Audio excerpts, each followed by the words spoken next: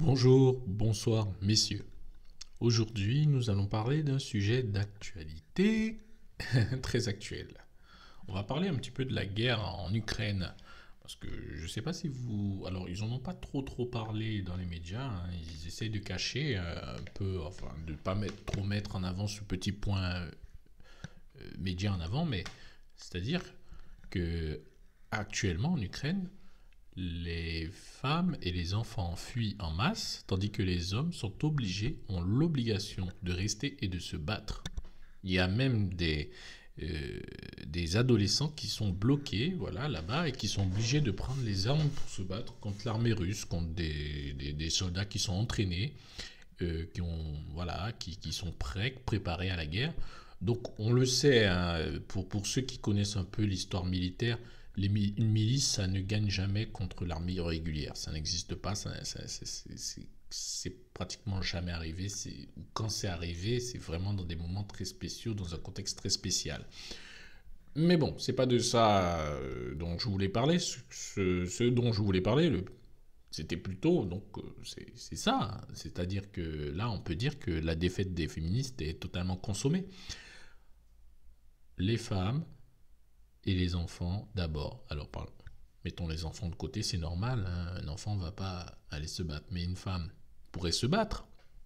Une femme pourrait très bien porter les armes et puis se rendre utile sur le front ou d'une quelconque autre manière, par exemple en transportant les munitions, en faisant des reconnaissances, en faisant sniper comme dans la Deuxième Guerre mondiale, dans l'armée soviétique. Voilà. Mais non, mais non. On est en 2022 et les hommes sont encore obligés de se sacrifier pour les femmes. Et j'imagine que beaucoup de ces hommes-là, que parmi ces hommes-là, il devait y avoir pas mal de mectos, j'en suis absolument persuadé, hein, qui doivent se dire ah purée, qu'est-ce que la philosophie mecto était proche de la vérité? Qu'est-ce que la philosophie mecto avait raison? Puisque me voilà pris au piège de mon privilège masculin. Aujourd'hui, je suis obligé de me battre pour des meufs qui ne me considéraient même pas comme un être humain basique à part entière, me méprisaient. Par exemple, je suis absolument persuadé que les fameuses fémènes ukrainiennes ne sont pas sur le front, hein. Mais vous avez des mecs qui sont anti-fémènes qui n'ont pas d'autre choix que d'aller au front, que de se sacrifier parce que leur partie génitale comporte voilà un pénis et des testicules, voilà. Et donc voilà, c'est comme ça.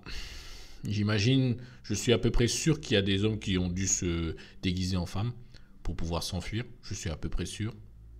C'est le genre de choses que certaines personnes lâches feraient. Alors, je comprends, hein, le contexte. Il faut se battre, le devoir envers la patrie, le pays. Mais pourquoi c'est toujours aux hommes? On est au 21e siècle, 21e siècle. Les femmes, les féministes nous ont rabâché encore et encore qu'elles étaient capables de faire le boulot, qu'elles étaient meilleures pour faire le boulot, n'importe quel boulot masculin. Et là, vous avez encore des hommes de tout âge qui sont obligés de verser le sang sur le champ de bataille pour pouvoir protéger finalement leurs privilèges, hein, de femmes. Parce que là, actuellement, vous avez des gens, vous avez Christiane Taubira qui a dit les premières victimes dans une guerre, ben, ce sont les femmes. Je sais pas, hein, je sais pas.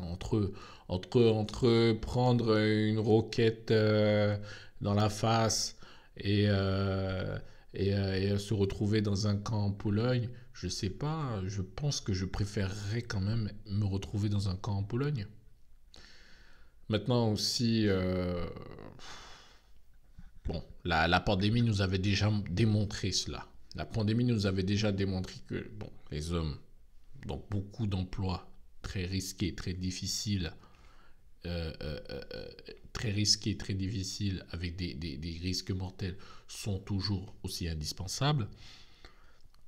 On l'avait déjà vu à travers la pandémie. Mais là maintenant, avec la guerre en Ukraine, là, on se rend compte que ben, qui se porte volontaire pour aller en Ukraine? Moi, j'irai pas, hein. Je vous empêche pas d'y aller, mais bon, réfléchissez bien, comprenez bien les implications géopolitiques avant d'y aller. Soyez soyez honnête avec vous-même et comprenez bien qui est derrière quoi, hein, qui fait quoi pour qui.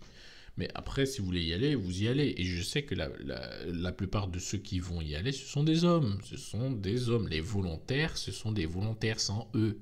Je rigole, mais bon. Hein, je massacre un peu la grammaire, mais la plupart des volontaires, ce sont des hommes. Donc encore, nous sommes en 2022 et vous avez les hommes qui se sacrifient pour le bien-être de la féminité. Vive le mecto, hein, puisque faut bien comprendre que le mecto, c'est l'avenir. Hein. Le mecto, c'est l'avenir. Et ça, je ne cesserai jamais de le dire et de le répéter. Le mecto, c'est l'avenir.